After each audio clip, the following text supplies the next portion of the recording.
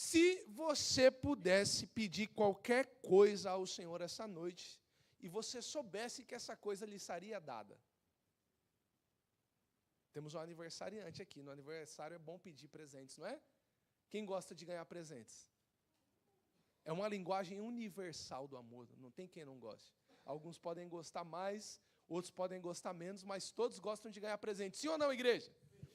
E se você pudesse pedir um presente hoje, e você soubesse que esse presente lhe seria dado, se você pudesse fazer um pedido, e se você soubesse que esse pedido seria respondido positivamente, agora é uma única coisa, uma coisa só, você tivesse certeza, o que você pediria?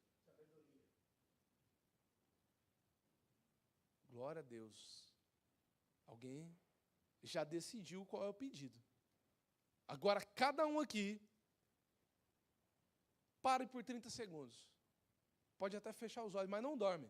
E pensa aí, o que você pediria? O que você pede essa noite, sabendo que se você pedisse, você receberia. Nós já sabemos o que o pastor José Correia Júnior pediria. Mas você, o que você pediria? O que você pediria ao Senhor? Se você pudesse pedir qualquer coisa, e você pode pedir essa noite. Você pode. Você pode. Nós estamos em mais do que 2. Nós estamos em mais do que 3 reunidos nessa noite. O Senhor está no meio de nós. Certa feita, esse Senhor apareceu para um cego filho de Timeu, em Marcos capítulo 10, verso 51, e fez a seguinte pergunta: o que você quer que eu lhe faça? E o cego respondeu: mestre, eu quero ver. Mestre, eu quero ver. A história de Bartimeu é a história de um cego que estava à beira do caminho, e Jesus lhe perguntou o que ele queria, e o cego clamou: eu quero recuperar a visão. E sabe o que aconteceu com esse cego? Quem sabe o que aconteceu com esse cego? O que aconteceu? O que aconteceu, igreja? Ele foi curado. O Senhor atendeu o pedido dele. Sabe por quê? Hebreus 13 diz que o Senhor é o mesmo ontem, o Senhor é o mesmo hoje, o Senhor é o mesmo sempre. Será que esse pedido foi feito só a Bartimeu? Não. E muitas vezes na história da humanidade nós vemos o Senhor chegando para homens e mulheres diferentes e também perguntando: se você pudesse pedir uma coisa, o que você pediria? Quando vamos ao livro das Crônicas, no segundo livro, no capítulo de número 1, nós vemos mais uma vez o Senhor chegando a um homem. E naquela noite, no verso de número 7, aparecendo a Salomão e dizendo a Salomão: peça-me o que quiser e eu lhe darei. Salomão respondeu: Senhor, tu foste bondoso com meu pai Davi e me fizeste rei em seu lugar. Agora, Senhor Deus, que se confirme a sua promessa ao meu pai Davi, pois me fizeste um rei sobre um povo tão numeroso quanto o pó da terra. E o pedido dele: dá-me sabedoria e conhecimento, para que eu possa liderar essa nação, pois quem pode governar este teu grande povo?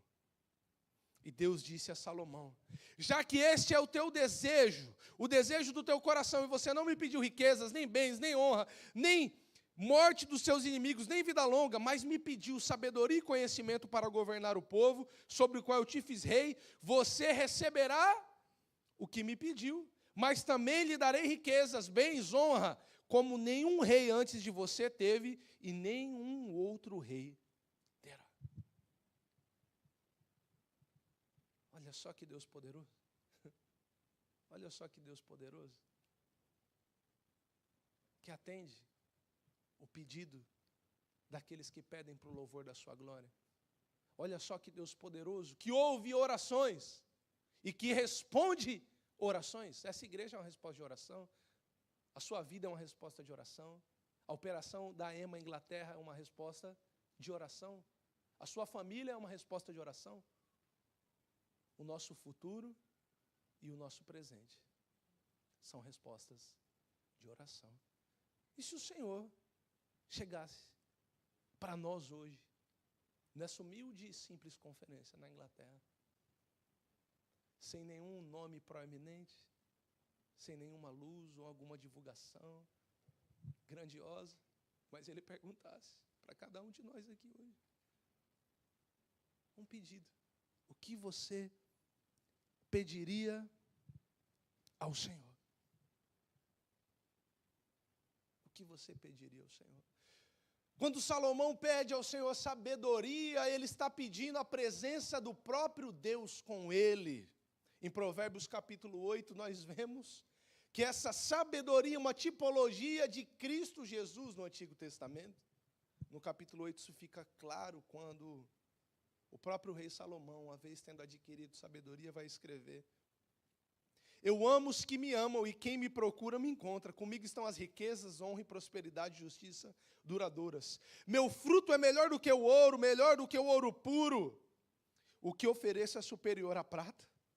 Ando pelo caminho da retidão, pelas veredas da justiça. Concedo riqueza aos que me amam, enchendo os seus tesouros. O Senhor me criou como princípio de seu caminho, antes das suas obras mais antigas. Fui formada desde a eternidade, desde o princípio, antes de a terra existir. Parece estar falando de uma característica ou de uma pessoa?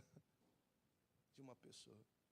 Paulo vai deixar isso mais claro quando aos Colossenses, no capítulo 2, e verso de número 3, vai escrever: nele, em Cristo Jesus, estão escondidos todos os tesouros, tanto da sabedoria, quanto do conhecimento de Deus. Nele, em Cristo Jesus, estão escondidos. É tempo de despertar a igreja, amém? É tempo, quem estava aqui na primeira sessão? Amém? É tempo de despertar. O Senhor está nos chamando para despertar. E essa conferência nasce de Efésios capítulo 5 e do verso de número 14, que diz: por isso é que foi dito, desperta, ó tu que dormes, levanta-te dentre os mortos, e Cristo resplandecerá sobre ti. O Senhor está nos chamando para despertar. E despertar nessa segunda sessão, o nosso tema, para uma vida que agrada o Senhor. O Senhor está nos chamando para despertar para uma vida que lhe agrada. Nessa carta de Paulo à igreja de Éfeso, semelhantemente a outras cartas, tais como a carta de Roma, ele começa os primeiros capítulos se esforçando para demonstrar aquilo que Deus fez por nós. Por isso que você vai encontrar no capítulo 1, 2 e 3, Paulo demonstrando com tanta exatidão e profundidade o amor de Deus derramado sobre as nossas vidas. No capítulo 2, por exemplo, Paulo vai dizer: vocês estavam mortos nos seus delitos e pecados, mas o Senhor fez cair sobre ele a iniquidade de todos nós. E pela graça nós somos salvos. Isso não vem de nós, é um dom de Deus, não vem de nenhuma obra, para que ninguém se glorie, porque nós somos feitura dele, criados em Cristo Jesus para boas obras. Então, Paulo demonstra, nós estávamos adormecidos no sentido de estarmos mortos, todos nós. Só existe dois tipos de pessoas: as que estavam mortas e as que estão mortas. Segundo a teologia paulina, só esses dois tipos: as que estiveram mortas e as que ainda estão. Ninguém está vivo pelo seu próprio mérito. Ninguém está despertado, encorajado, vivificado pelas suas próprias boas obras, pela sua bondade, pelo seu próprio conhecimento, pela sua sabedoria, não. E aí Paulo vai começar a tratar com essa igreja que agora passa a viver por Deus e por meio dele, que se vocês foram vivificados com Cristo, agora vocês precisam andar em novidade de vida. É o que ele vai usar no capítulo 4 de Efésios. Ele vai dizer assim: se desnudem do antigo modo de viver, se tirem a roupa antiga e agora vocês coloquem uma roupa nova. E como é que a gente faz isso? No capítulo 5, Paulo vai dizer para nós sermos seus imitadores. Olha só o verso 1 do capítulo 5 de Efésios. Portanto, sejam imitadores de Deus como filhos amados e também vivam em amor, como também Cristo nos amou e se entregou por nós. Uma vez que nós estamos vivos por Cristo, alguém aqui já entregou a vida para Jesus? Amém? A nossa vida dele? Então nós estamos vivos. Só que mesmo estando vivos, Paulo está dizendo para essa igreja no capítulo 4, o que mentia para de mentir, o que roubava para de roubar, agora vai trabalhar com as suas próprias mãos. Agora vai fazer o que é útil para a edificação do reino de Deus. E no capítulo 5 ele está falando de um despertamento para uma vida que agrada a Deus, porque não adianta nós sermos salvos da morte do pecado, mas de certa forma continuarmos adormecidos. Não adianta. Então, é por isso que Paulo vai dizer no verso 10 de Efésios 5, aprendam a discernir o que é agradável ao Senhor. Tem pessoas que já foram salvas, mas que não aprenderam a discernir o que é agradável ao Senhor. E aí Paulo vai dizer, tudo que é exposto pela luz se torna visível, por isso a gente precisa andar na luz. Por isso essa conferência é tão importante. Às vezes a gente pensa que está acordado, mas estamos adormecidos e voltando nas mesmas obras das trevas. E aí Paulo vai conectar esse despertar com a sabedoria de Deus. Porque no verso 15 de Efésios 5, ele vai dizer assim, desperta, ó você que dorme. Verso 15, tenham cuidado com a maneira como vocês... Está com a Bíblia aí, irmão? Mantenha a Bíblia aberta em Efésios capítulo 5. Amém? Mantenha sua Bíblia aberta, porque eu posso enganar vocês. E é verdade. Isso é pura verdade. Qualquer homem com o microfone na mão, ele pode convencer você pelas suas próprias palavras, pela sua oratória, pelos seus argumentos. Mas nós precisamos despertar para uma vida que agrada a quem? O pastor? É o que está escrito aqui? Não. Nós precisamos despertar para uma vida que agrada o Senhor. Então abra sua Bíblia em Efésios 5. É o tema da nossa conferência. Porque no verso de número 15, Paulo vai dizer assim, tenham cuidado. Paulo está falando para a igreja. Por quê? Paulo está dizendo, tenham cuidado? Porque muitas pessoas se descuidam e adormecem. Muitas pessoas se descuidam e acabam morrendo espiritualmente mais uma vez. E ele está dizendo, tenham cuidado com a maneira como vocês vivem. Ele vai conectar esse despertamento com o fato de sermos sábios ou insensatos. Com o fato de sermos, como diria na gíria paulistana, topes ou vacilões. Como diria na gíria nordestina, de sermos sabidos ou abestados. Fala para a pessoa do seu lado, fala, e aí? Você é sabido ou abestado? Você é top ou vacilão? Eu vi que em inglês os termos, né, aí o Lolo e Bia me corrigem, mas seria gênios ou joker? Joker, é. Gênios ou joker? Não é? Não é isso? Pergunta aí para a pessoa do seu lado, gênios ou joker? A Bíblia vai chamar de sábio, de sensato, de prudente. Aqueles que estão despertos são sábios, são prudentes. Aqueles que estão despertos. Mas a Bíblia vai chamar também aqueles que estão adormecidos de insensatos, de desvairados, de nécios.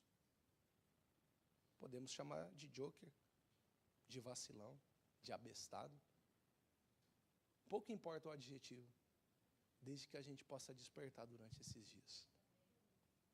Desde que a gente possa despertar. E Paulo, na sequência desse texto, ele vai trabalhar pelo menos 5 áreas na qual a gente precisa ter cuidado, porque senão facilmente, o que acontece? A gente adormece. Paulo está falando, tenham cuidado com a maneira como vocês vivem, ou seja, despertem para uma vida que agrada ao Senhor. Que áreas são essas? Vamos ver juntos? Tem alguém aqui essa noite? Primeira área, Paulo vai dizer, aproveitando ao máximo cada oportunidade, porque os dias são maus. O homem sábio sabe aproveitar bem cada oportunidade. Eu gosto das versões antigas, como na área que vai dizer assim, remindo o tempo.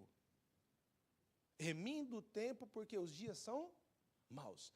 Quem é que não se sente assim, se meu dia tivesse 30 horas, daria certo, pro tanto de atividade que eu tenho? Sim ou não? Já se sentiu assim? Hoje mesmo? Aí eu pergunto, alguém na face da terra, da história, já teve esse benefício? E por que a gente pensa que Deus vai dar para nós?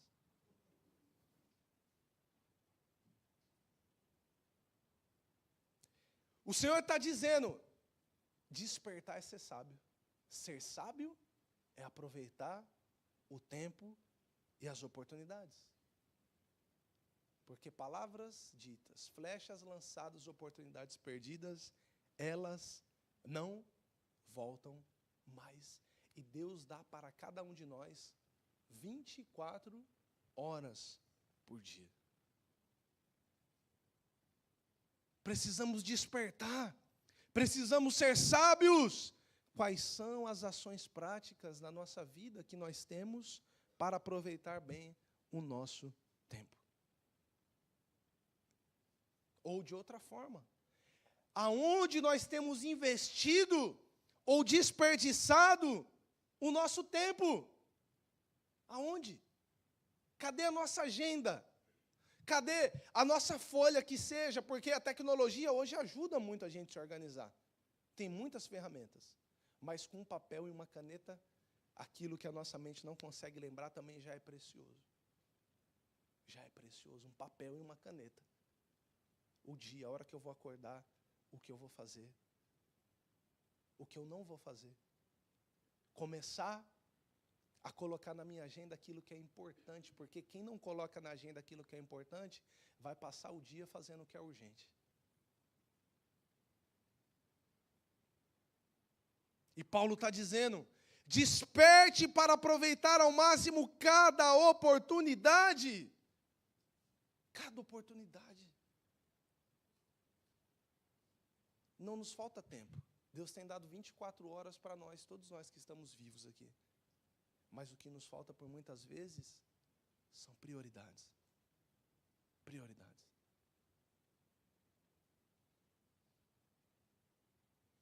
Nós amamos a Deus e queremos servir a Deus com a nossa vida, amém? Nós servimos a Deus através desse corpo físico, amém? Então precisamos cuidar dele? Precisamos ter tempo para cuidar do templo do Espírito Santo. Mas eu não tenho tempo para cuidar do meu corpo. Quem não tem tempo para cuidar do seu corpo vai precisar encontrar tempo para cuidar da sua doença. É muito simples a equação da vida. É muito simples. Eu não tenho tempo. Hoje, olha aqui o que tem roubado o nosso tempo. Muitas vezes, e um pastor americano, ele disse o seguinte, no final dos tempos, as redes sociais, todas elas não vão servir para outra coisa, senão para provar diante do tribunal de Cristo, que não foi por falta de tempo que nós deixamos as prioridades do Senhor, como orar, ler a palavra, jejuar, ter comunhão com os irmãos, cuidar da nossa família. Não nos falta tempo, não nos falta. O homem que está desperto, ele aproveita bem o seu tempo. Ele sabe aproveitar as oportunidades que lhe são dadas. Quando a gente está adormecendo, a gente passa a desperdiçar oportunidades. A gente passa, esse é o primeiro conselho de Paulo. Mas a Bíblia vai seguir dizendo, verso de número 17. Portanto, não sejam como abestados, nécios, desvairados, mas procurem compreender. Compreender o quê? Qual é a vontade do Senhor? A pessoa que está dormindo, ela não busca compreender a vontade do Senhor. Quando nós estamos dormindo, nós pensamos assim, não, isso daqui deve ser muito de Deus, deve ser muito de Deus, deve ser muito de Deus. E achando que era muito de Deus, Josué fez uma aliança com os gibeonitas, não consultou o Senhor e destruiu o reinado.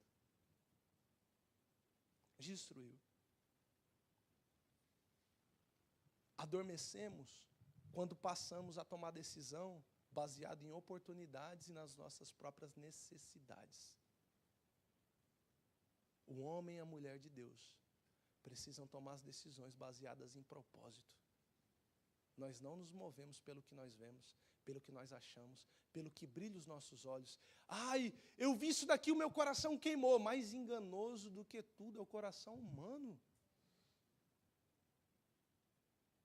Mais enganoso do que qualquer outra coisa é o coração humano. Paulo está dizendo, quem está desperto e é sábio, e é top, e ama a Deus, e é sabido, precisa procurar conhecer a vontade do Senhor. Enquanto quem é abestado, é vacilão, é nécio, diz assim, não, isso aqui não tem nada a ver, isso aqui Deus deixou para mim resolver. Tem coisas que Deus deixou para a gente resolver. Mas Ele é um Pai bom, que em tudo Ele quer ser consultado. Deus é um Pai bom que quer se relacionar. Porque quando nós conhecemos a vontade do Senhor, ou seja, quando nós ouvimos ao Senhor, Deus tem uma vontade para as nossas vidas que é boa, que é agradável e que é perfeita. Meus irmãos, a vida da igreja e a vida dos filhos de Deus seria uma revolução se nós começássemos a considerar em tudo a vontade de Deus sobre a nossa vida. Nós precisamos despertar para consultar o Senhor e obedecer Ele. Obedecer de forma imediata, obedecer de coração, obedecer de forma inteira. Inteira. Paulo está dizendo, portanto, não seja insensato, não seja abestado, mas procure compreender o que Deus está fazendo, qual é a vontade do Senhor. Quem está adormecido costuma ter um perfil. Fala assim, não, isso aqui não tem nada a ver. Ah, não, isso aqui não tem nada a ver. E a gente tem dito lá no Brasil, em Mossoró, que no inferno está escrito assim, lar dos nada a ver, das pessoas que viviam dizendo tem nada a ver.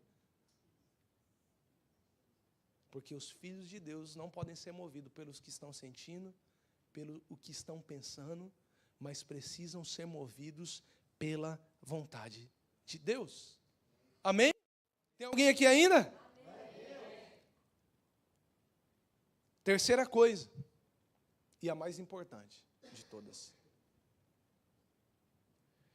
Terceira coisa, e aquela coisa no qual guia todas as outras que nós estamos falando. A mais fundamental. O homem sábio não é cheio de vinho, não é cheio de álcool, não é cheio de si mesmo, não é cheio do mundo, não é cheio das suas vontades, não é cheio das suas opiniões. Paulo vai dizer no verso de número 18, não se embriaguem com o vinho que leva à libertinagem, mas deixem-se encher pelo Espírito. A pessoa que está adormecida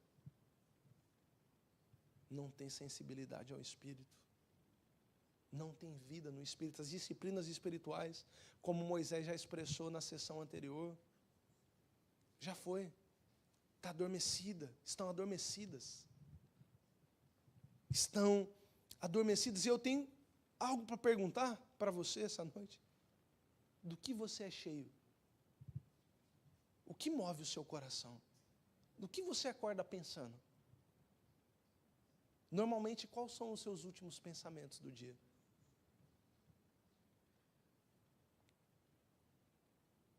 Do que você é cheio?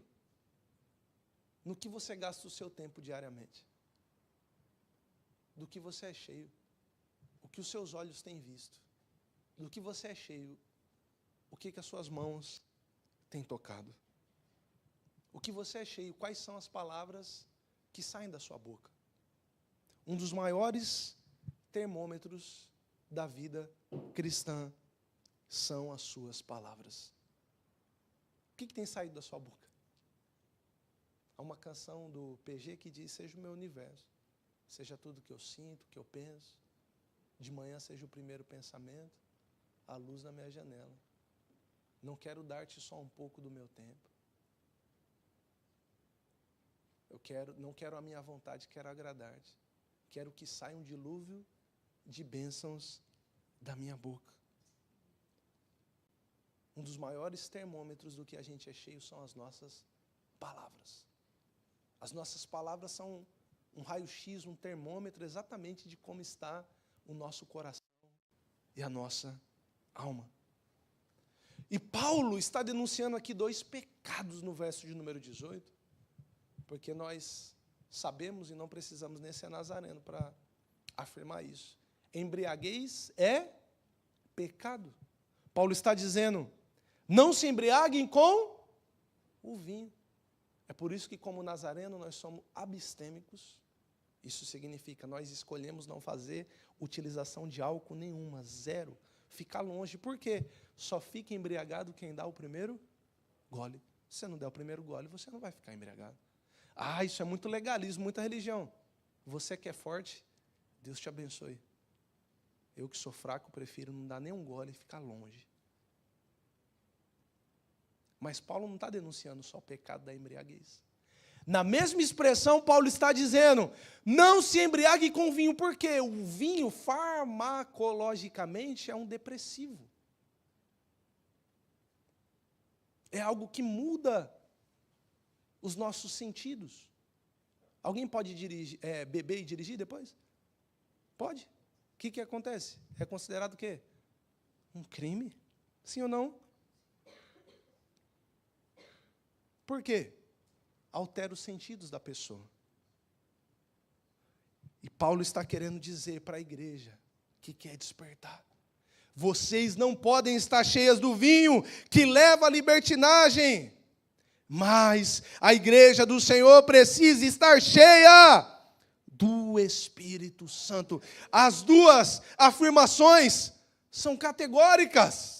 Não estar embriagado por vinho, mas também não estar cheio do Espírito Santo. Tanto um quanto o outro são pecados na linguagem paulina.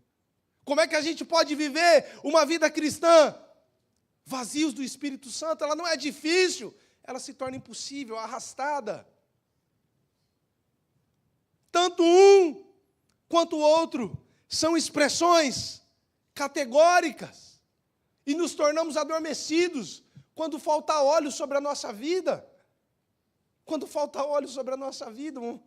Um dia eu era adolescente jogando futebol nas categorias de base na equipe da minha cidade de Osasco. E aí nosso time estava perdendo, eu já tinha perdido um gol na cara, e o treinador me chamou. E aí ele pegou, eu falei: e aí, vai dar alguma recomendação? Ele falou: não, tá tudo bem, tá. Pegou e jogou uma água assim na minha cara. E falou assim: acorda, vai jogar bola. O Espírito, nesses dias, está falando para a igreja dele, que está em campo e que está perdendo muitas oportunidades. Acorda, vamos ser igreja do Senhor. Acorda, vamos ganhar alma. Acorda, vamos viver como sábios, despertados, cheios do Espírito Santo. Vamos viver procurando compreender a vontade de Deus. Vamos viver aproveitando o tempo, remindo as oportunidades. Vamos viver. 4ª coisa. Tem alguém aí ainda? Amém. 4ª coisa. O homem sábio. Ele ama a palavra de Deus e ele reverbera a adoração. Verso 19 de Efésios 5, falando entre si, com salmos, com hinos e cânticos espirituais, cantando e louvando de coração ao Senhor. Uma pessoa cheia do Espírito Santo está cheia de Deus. Uma pessoa cheia de Deus, ela está cheia da palavra. Não fale que você o conhece se você o esquece em cada esquina. Não fala que você encontra ele nas suas ondas de fé e não na palavra de Deus. Um homem sábio, um homem top, ele tem vida de meditação bíblica. E nessa palavra ele medita de dia e de noite. Um homem sábio, ele canta louvores a Deus. Gente, tem um negócio no final do ano agora, que os streamings de música compartilham, né? As músicas que você ouviu durante o ano. E eu sinto uma vergonha alheia na minha alma, às vezes, de ver pessoas que estão servindo a Deus, igreja de Deus, que estão tão adormecidas, que a primeira opção de música que ela está ouvindo não é de Jesus. A segunda opção que ela está ouvindo não é Jesus. A terceira não é. A quarta não é. E já vi até algumas pessoas, líderes dentro da igreja, as 5 opções, não estavam cantando a palavra de Deus, não estavam falando sobre Jesus. E Paulo está dizendo, quem está desperto, fala o tempo todo salmos, hinos, cânticos espirituais, canta e louva a Deus de coração. Há pessoas que está desperta, ela está firmada na palavra de Deus. Ela medita nessa palavra de dia e de noite. Eu gosto demais de Eugene Peterson, ele tem uma Bíblia que é uma paráfrase, não é uma tradução literal. E ele diz, interpretando esse texto, da seguinte forma, o verso 19 de Efésios 5, ele diz, cantem hinos a Deus, não cantem músicas de boteco, não cantem músicas de cabaré, cantem músicas que brotam do coração de Cristo. O homem sábio, o homem que está acordado, ele tem que tomar cuidado com o que ele ouve. Ele tem que tomar cuidado com o que molda os pensamentos e a mente dele. Uma vida que agrada e glorifica o Senhor é uma vida cheia da palavra. Como é que está a sua lista de louvores no Spotify, hein? Como é que está a sua lista de louvores no Deezer? E os seus filmes nas streams? As séries que você assiste? Se você quantificar o tanto de tempo que você está gastando com isso, e o quanto de tempo que você está gastando se alimentando da palavra de Deus, esse texto é uma verdade sobre a sua vida. Você está falando com as pessoas salmos, hinos, cânticos espirituais, você está louvando o Senhor de coração, você tem a impressão de que quando você senta para assistir aquilo, o Espírito Santo está do seu lado e ele está feliz? Ou será que você está tão adormecido que o Espírito já se afastou? Você confessou o nome de Jesus, você tem um nome na lista de hall de membros, você tem uma conexão, você tem um ministério, você até serve o Senhor, você está empolgado. Mas será que em algum aspecto você não está adormecido? Será que em algum aspecto você não está adormecido? Uma pesquisa, queridos, na neurociência demonstrou, há cerca de 4, 5 anos, em um seminário dos Estados Unidos, que aqueles que meditam na palavra de Deus, 1, 2, 3 vezes na semana, dificilmente tem bons resultados quanto a estar livre de vícios em pornografia, bebidas alcoólicas, casas de apostas, sentimento de solidão, se sente muito só, deprimido, família, muitos problemas familiares, raiz de amargura, dificuldade de perdoar, compartilhar o evangelho com outra pessoa, então. Mas as pessoas, pasme, que liam e meditam na palavra de Deus, pelo menos 20 minutos diariamente, 4 vezes ou mais, começam a ter um aumento. 70% vezes mais de cair em pecados de natureza sexual. 80 vezes mais probabilidade de não entrar em jogos de aposta, em buscar origens de dinheiro fáceis. 85% menos se sentem sozinhas. Aumenta em 200 vezes a sua alegria em compartilhar o evangelho com outra pessoa. Ela não consegue meditar na palavra de Deus e ficar sem compartilhar com outra pessoa, porque ela está se alimentando da verdade, é o que Paulo está ensinando. Desperta, fale uns aos outros salmos, hinos, cânticos espirituais. Cânticos espirituais, e louve a Deus com o coração.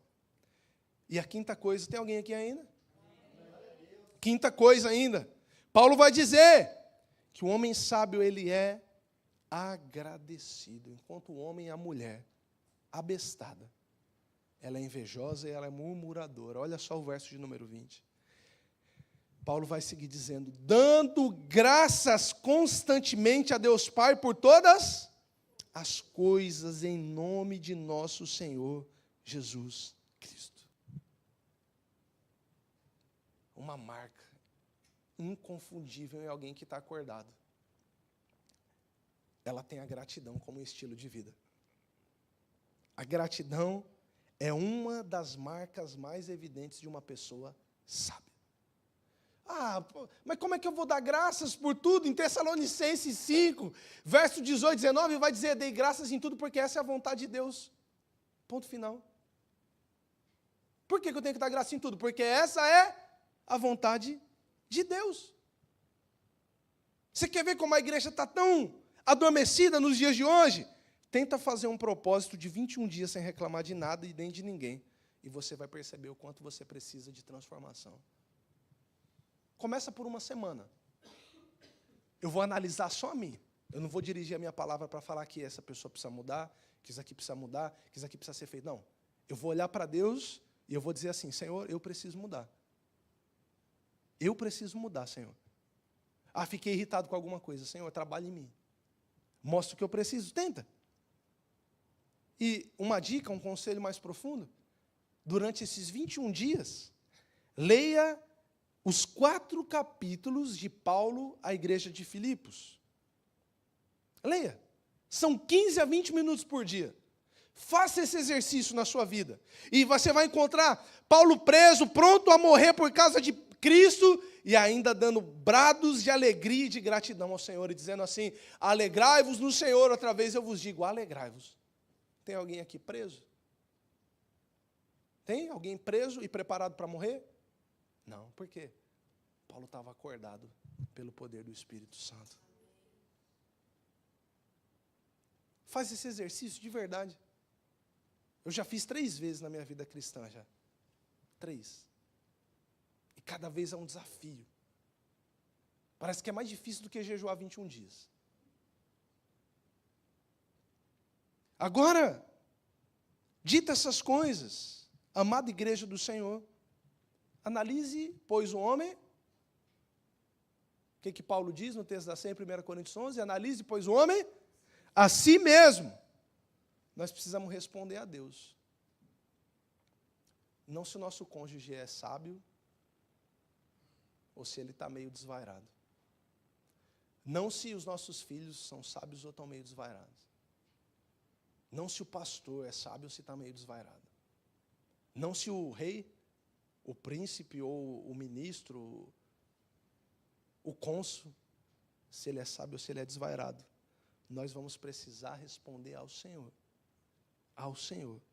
E a nossa vida vai demonstrar, mediante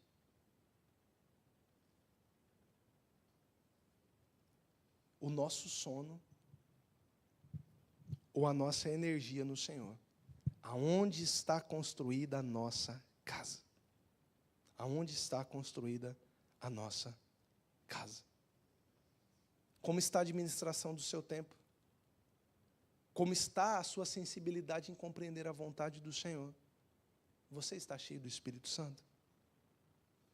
Você tem cantado músicas que brotam do coração de Deus? Tem muita música dentro da igreja também que não brota no coração de Deus, viu?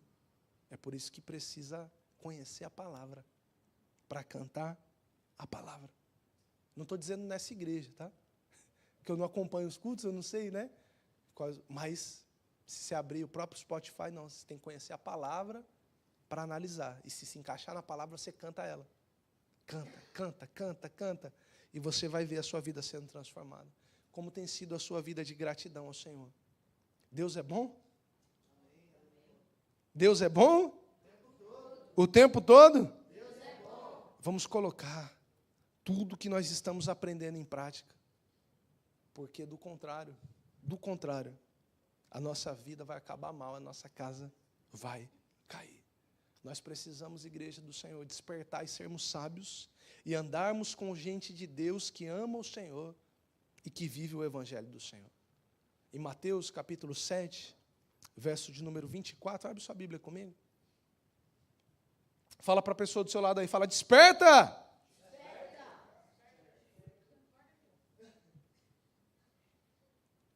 Pergunta para ela, sabido ou abestada? Vamos ler esse texto, e aonde aparecer homem prudente, nós vamos colocar homem sabido. Onde aparecer homem sensato, nós vamos colocar homem abestado, amém? Tá bom?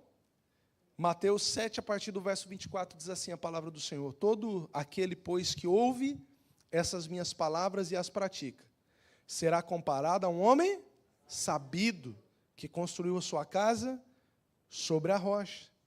Caiu a chuva, transbordaram os rios, sopraram os ventos e bateram com força contra aquela casa. E ela não desabou. Por quê?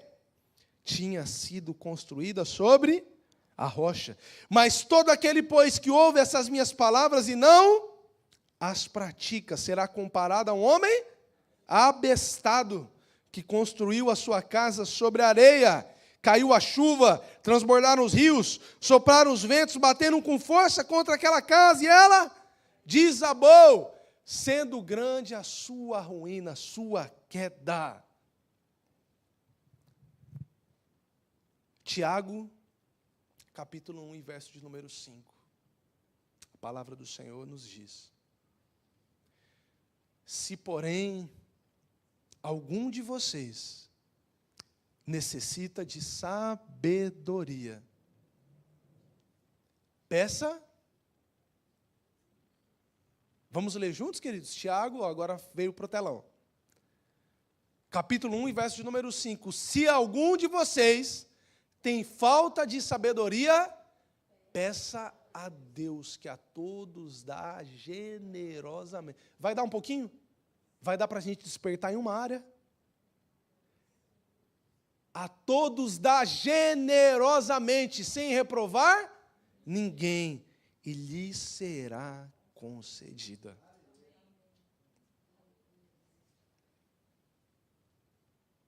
O Senhor está nos chamando para despertar. Nós já estamos em campo. A Inglaterra está aguardando. O Brasil está aguardando. Portugal está aguardando. As nações estão aguardando. Mas Paulo está dizendo assim para a igreja de Éfeso: andem como filhos da luz. Não imitem os comportamentos e os padrões desse mundo. Sejam imitadores de Deus como filhos amados. Andem na luz. Andem na luz. Paulo está dizendo assim para a igreja de Éfeso: desperta, ó tu que dormes, e Cristo resplandecerá sobre ti o seu rosto. Paulo está dizendo assim para a igreja de Éfeso: tenham cuidado, porque é fácil descuidar. É fácil. Mas essa noite o Senhor resplandece, nos chama, pergunta assim: está tudo bem? Olha uma aguinha no seu rosto. Levanta, ó tu que dormes, e Cristo te iluminará. Cristo resplandecerá o seu rosto sobre ti. Podemos ter andado como nécios em alguma dessas áreas até aqui. Mas a partir de hoje o Senhor nos chama para levantar e aproveitar ao máximo cada oportunidade. Para discernir, para compreender qual é a vontade do Senhor. O Senhor nos chama e diz assim: sejam cheios do Espírito Santo. O Senhor nos chama e diz assim: louvem ao Senhor de todo o coração. E sejam em tudo agradecidos ao Senhor. Até mesmo pelo tempo que nós andamos despertados, nós andamos cochilando e dormindo. Porque nessa noite o Senhor nos desperta para viver para o seu louvor e para a sua glória. Se coloque em pé.